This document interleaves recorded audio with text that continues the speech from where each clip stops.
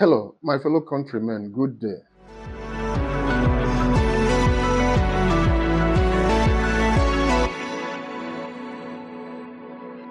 I'm about to discuss something I feel is a bit disturbing, and I don't think we are fair in our judgments, especially against the police.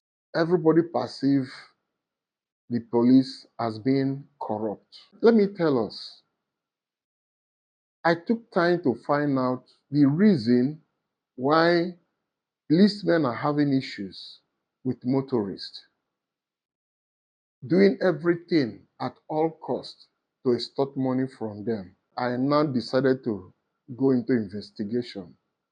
First and foremost, I tried to check what their salary structure looks like. It is appalling.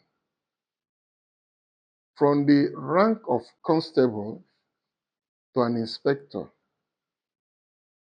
what they earn is nothing to write home about. I do not know how such people that are protecting the citizens, when there is an issue of robbery, we call upon them. When there are protests here and there, we call upon them. When there are issues that have to do with peace of the state, they are the first people we call upon. They risk their life. They lay down their life in order to serve this country. But yet, the salaries are nothing to write home about. During my comparison, as I was investigating, I observed that federal road safety personnel earn higher than police. The inspector in road safety earn higher than police inspector. And road safety do not go for any operation during disturbances. If there's robbery case, they don't go for such. But they earn higher than those going for such dangerous assignments. I think the imbalance in the salary structure between the road safety and police is sincerely very unfair. Police seem to be at the receiving end, comparing with other agencies, including the Army, the Air Force, the Navy, the road safety. They are on the receiving end. Their salary is worse. Recently, there was a protest of the retired ones crying of non-receival of their pension. How could police on their own put a law that after 2 years of retirement, before somebody, a personnel of police that is retired, will start earning pension? How does he survive that first 2 years before he start earning his pension? How much is his salary? His salary is nothing to write home about. The salary is too small. How do you expect the man from that little money that is not enough to save for his retirement? That is why you see majority of them into all manner of illegal activities. And those who does not know exactly what they are going through will be saying they are corrupt, they are corrupt. I don't support corruption. I don't support what they are doing. But the root causes of what is leading them to commit what they are committing has to do with insufficiency of their salary. Their salary cannot take them anywhere. An hungry man, they say, is an angry man. They are leaving their home to their office, and they don't have money to take care of their domestic bills. And there's no way money can come except through that means they pay them. Do you expect that person to be happy? That's why you see majority of the policemen, they are not friendly. Any little altercation, they become violent. Look at the video of what happened between someone and the road safety personnel. See how that man was attacked. They were beating the man as if there's no law in the country anymore. If that man knows it's right, he should get a good lawyer and sue road safety. They will pay from their nose. You see people in uniform these days, they are becoming too violent. Look at the case of Emerson at the airport. How the uniform men there, the security men at the airport, rough handled her. Look at the road safety in that video. How they rough handle a fellow man. Anger.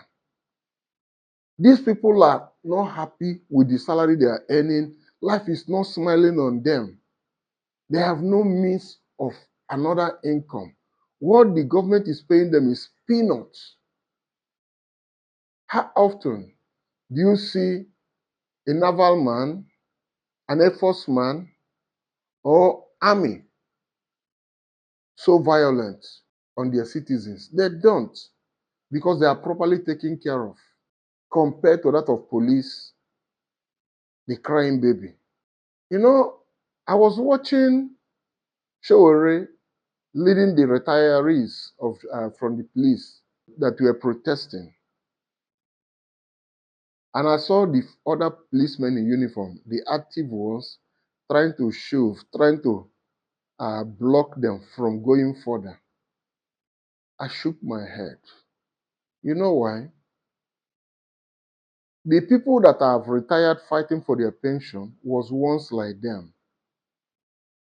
Give those people blocking them in the next 10 years, they will fall into that statistics of those protesting. Rather than them seeing how they can collaborate with the people protesting to get the best attention from the government, they are trying to do their job. Because that is exactly what they equally do to civilians. When we are protesting for injustice, for something that is not right, you see them tear gassing people, splashing hot water on protesters, shooting rubber bullets, as if they are not in the economy, as if what people are protesting for does not affect them. That's sometimes when I look at police issue, sometimes I don't feel like crying for them, because the same people I'm talking about now for their welfare, when you see them behaving the way they treat civilians, it's like they are not feeling the pains of the civilians, but they are the worst off. They are worse off in every situation. When I saw their salary, I couldn't believe that's what they're paying an inspector. I don't want to mention what their salary look like, but they know. The government should do something about the salary of the police. If a constable is placed on 300,000 per month, for God's sake, it is not too much. These people are doing a job that has to do with life. They may go out for an operation and they may not come back. Every day, they put their life online to protect the citizens. Why can't we give them something worthy that will put smile on their face? 300,000 for a constable is not out of place. The government should be sincere with themselves. When it comes to the senators, the House of Rep, they decide what they pay themselves. 30 million, 20 million per month.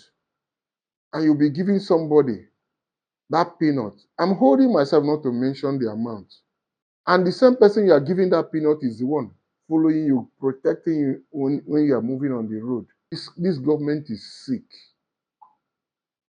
The government is sick. Things have to change. We cannot continue this way. Finally, our uniform men, especially the road safety, the police, the vigilante, the airport personnel, they have to go for a retreat.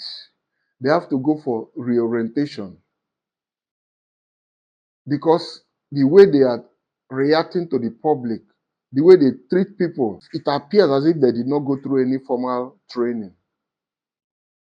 I'm using this medium to appeal to the government to please send back this set of people I've mentioned their names. They should send them back for another round of training so they can render better service to the citizens of Nigeria. That is my conclusion. Please don't forget to subscribe, to comment, and to like.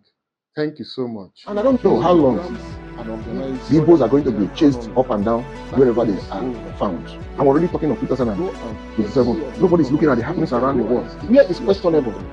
The chief, in terms of giving title, should decline, no matter how much they offer them. The criminals are taking